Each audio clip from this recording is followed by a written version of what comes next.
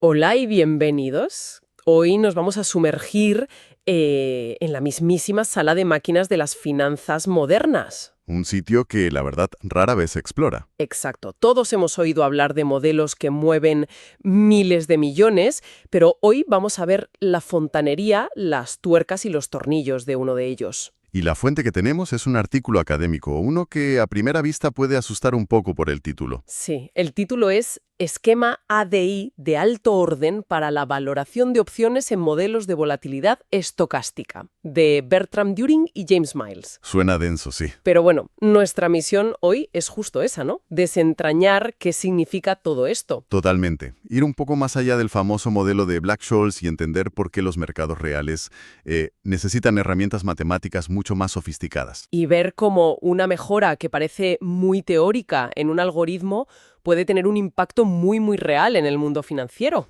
Eso es. Perfecto. Pues para empezar vamos a situar el tema.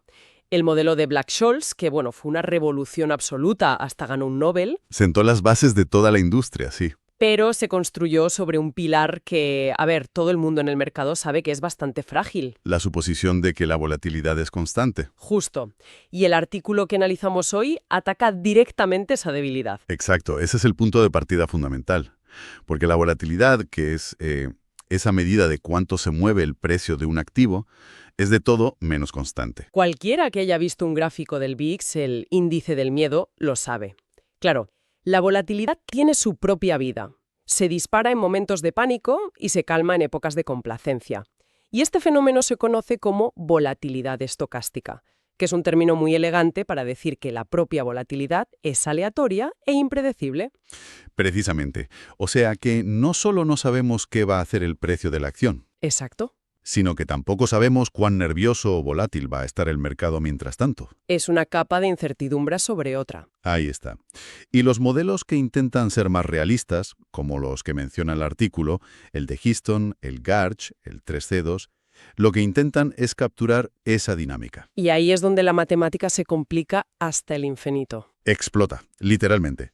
Pasamos de tener una fuente de aleatoriedad, que es el movimiento del precio, a tener dos, y lo que es más importante, no son independientes. Un momento, ¿a qué te refieres con que no son independientes?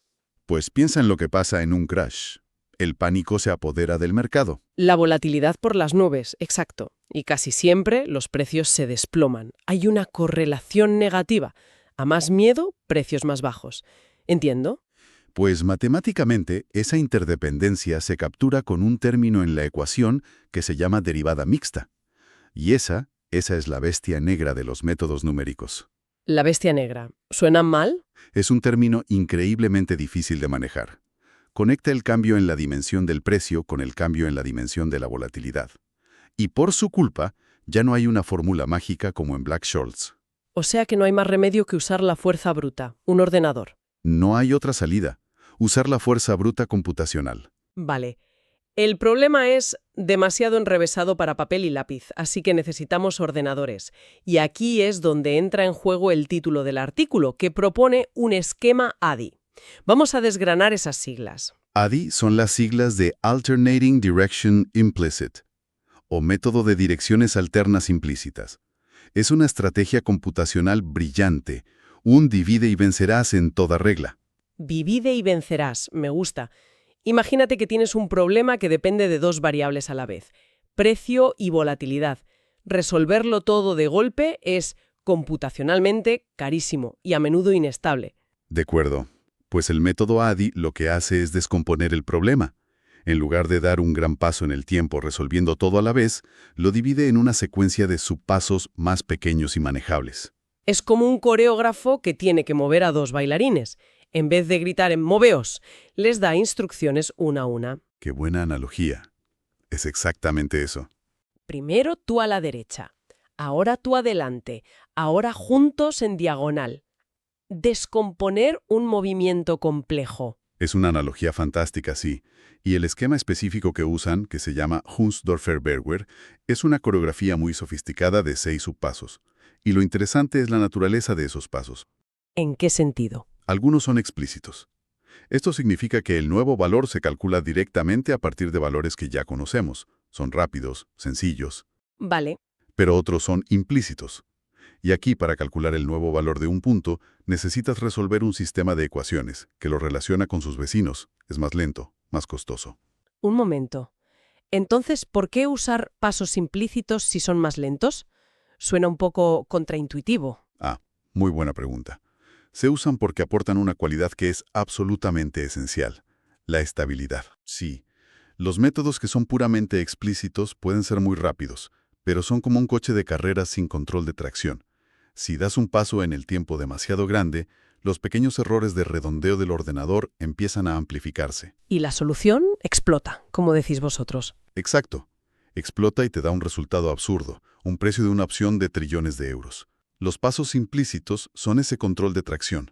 Anclan la solución y te permiten dar pasos en el tiempo mucho más grandes sin perder el control. Entendido. Entonces, el esquema ADI es una mezcla inteligente de la velocidad del explícito con la robustez de lo implícito. Justo eso. Vale. Entiendo la estrategia de divide y vencerás y ese equilibrio, pero el título no habla de un esquema ADI cualquiera, habla de uno de alto orden, concretamente de cuarto orden. Imagino que ahí está la verdadera magia, ¿no? Ahí está el corazón de la innovación. Pasar de un método estándar, que suele ser de segundo orden, a uno de cuarto orden es un salto de gigante en eficiencia. A ver, explícame ese salto de gigante. Usemos una analogía visual. Un método de segundo orden es como intentar dibujar un círculo usando una cuadrícula de píxeles de baja resolución. Se vería como un octógono, todo dentado. Exacto. Para que parezca realmente un círculo, necesitas una cuadrícula increíblemente fina, con millones de píxeles. Y eso significa una cantidad masiva de cálculos. ¿Y un método de cuarto orden? Es como tener una tecnología de renderizado vectorial, como la que usan los diseñadores. Puede describir la curva del círculo con mucha más información en cada punto. Ah. Gracias a eso, puedes usar una cuadrícula mucho más vasta, con muchísimos menos puntos, y aún así obtener una representación del círculo mucho más precisa. La convergencia hacia la solución real es drásticamente más rápida. O sea que si lo entiendo bien, la ventaja no es solo académica, es que un banco podría usar una infraestructura computacional mucho más modesta y barata para obtener la misma calidad de resultados. O con la misma infraestructura, que ya es potente. Analizar carteras mucho más complejas antes de que abra el mercado al día siguiente. El impacto económico es directo. Totalmente. Y aquí está el truco técnico que lo hace posible. Para los pasos implícitos del método ADI, los que dan estabilidad, desarrollan lo que llaman un esquema compacto de cuarto orden. Compacto, sí, y es una genialidad matemática. Consiguen esa altísima precisión usando solo la información de los 3 puntos más cercanos. El punto en cuestión, su vecino a la izquierda y su vecino a la derecha. ¿Y eso por qué es bueno? Porque mantiene los sistemas de ecuaciones con una estructura muy simple, tridiagonal, que los ordenadores resuelven de forma increíblemente eficiente. El artículo muestra las fórmulas, y son monstruosas de verdad. Es un trabajo de álgebra brutal para llegar a un resultado final que es computacionalmente muy elegante. Pero esta elegancia tiene un coste, ¿no? Mencionan que para los pasos explícitos, donde se lidia con esa bestia negra de la derivada mixta, no pueden usar el mismo truco compacto. Efectivamente, ahí está el peaje. Para mantener la precisión global de cuarto orden, en los pasos explícitos se ven obligados a usar una plantilla de cálculo, un stencil, que es mucho más grande. ¿Cómo de grande? De 5 por 5 puntos. Es decir, para actualizar el valor en un solo punto, necesitan mirar la información de un cuadrado de 25 puntos a su alrededor. Y esto crea un problema inevitable. En los bordes. Exacto. En los bordes de tu dominio de cálculo. Claro, si estás en un punto pegado al borde, parte de esa plantilla de 5 por 5 se cae fuera del tablero. Necesitas valores de puntos que, sencillamente, no existen en tu simulación. Eso es. Un momento. Si tienes que inventarte los datos de fuera, ¿no corres el riesgo de que un pequeño error en esa invención se propague hacia adentro como una onda y contamine toda la solución?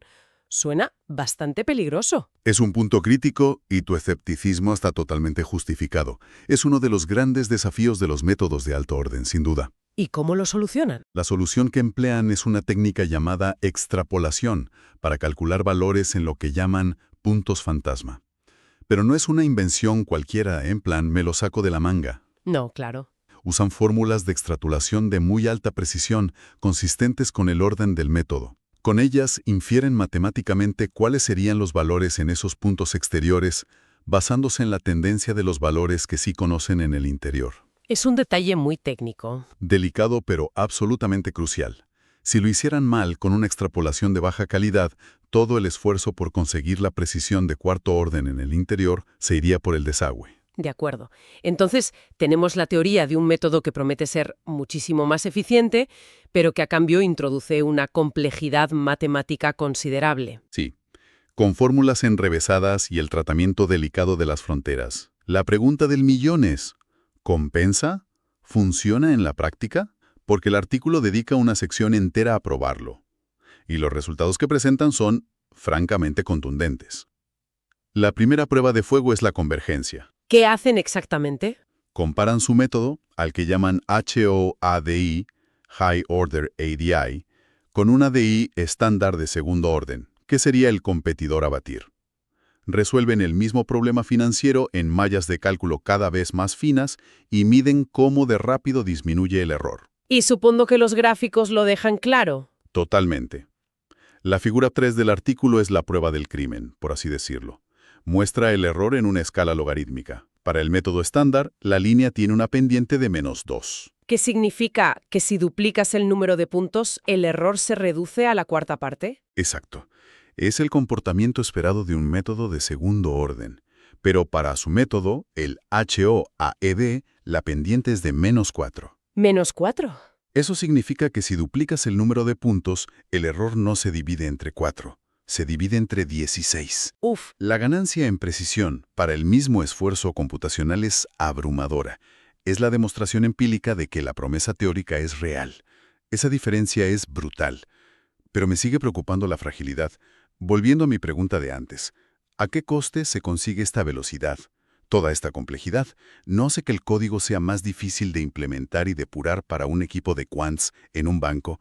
Es una objeción muy pertinente. A veces lo simple y robusto es mejor que lo complejo y supuestamente óptimo. ¿Qué hay de la estabilidad? Planteas la objeción que cualquier jefe de un equipo de quants plantearía, sin duda. Un método puede ser preciso en teoría, pero si explota o da resultados absurdos ante pequeños cambios, es inútil. Claro. Los autores admiten que un análisis de estabilidad matemático formal para un esquema tan complejo es extremadamente difícil, así que optan por la vía práctica. Lo someten a una batería de pruebas de estrés. Exacto. Lo bombardean con todo tipo de escenarios para ver si se rompe. Varían un parámetro clave, que es la relación entre el tamaño del paso en el tiempo y el del paso en el espacio. Una medida que suele determinar si un método se vuelve inestable. Justo. Y los resultados que muestran en la figura 4 son muy tranquilizadores. El error se mantiene bajo control en una gama muy amplia de configuraciones. No aparecen oscilaciones extrañas ni comportamientos erráticos. O sea que aguanta. Aguanta. Y esto sugiere empíricamente que el método es incondicionalmente estable, que es el santo grial en este campo.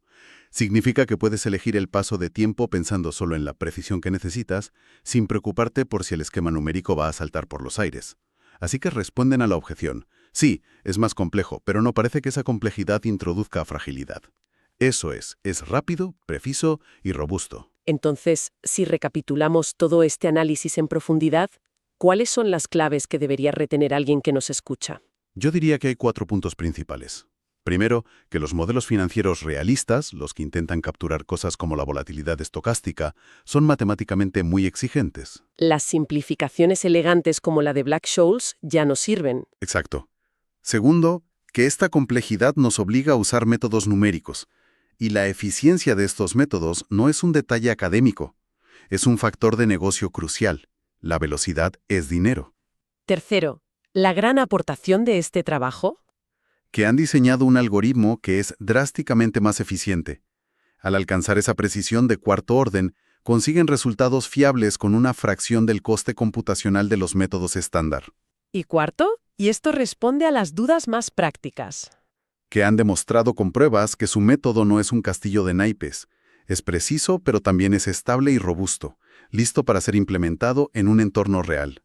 Al final, lo que a primera vista parece un avance abstracto en un campo muy de nicho, es en realidad una nueva herramienta muy potente. Sí, en esa búsqueda incesante de velocidad y fiabilidad en las finanzas cuantitativas. Es una batalla que no se libra en el parque de la bolsa, sino en el terreno de las ecuaciones diferenciales y los algoritmos. Exacto. Y esto nos deja con una reflexión final que va más allá del propio artículo, ¿no? Este trabajo es una foto perfecta de la carrera armamentística computacional en finanzas. Sin duda. Cada avance de este tipo no solo permite hacer lo mismo más rápido, abre la puerta a hacer cosas que antes eran impensables. Por supuesto. Si hoy el avance es un método más eficiente para modelos conocidos como el de Heston, la pregunta es, ¿cuál será la próxima frontera? Claro. ¿Podrán estos métodos de alta precisión permitirnos incorporar factores aún más complejos? Pienso en el riesgo de saltos súbitos en los precios o en modelos que intenten capturar la psicología del mercado. O quizá la próxima revolución no venga de estas ecuaciones inspiradas en la física. Quizá venga de enfoques completamente distintos, como el aprendizaje automático, que aprenden los patrones directamente de los datos. La pregunta es si estos dos mundos, el de los modelos matemáticos rigurosos y el de la inteligencia artificial, acabarán compitiendo o colaborando. Una pregunta fascinante que define el futuro del campo. Gracias por guiarnos a través de esta inmersión tan detallada. Ha sido un placer. El placer ha sido mío. Y gracias a todos por acompañarnos. Hasta la próxima.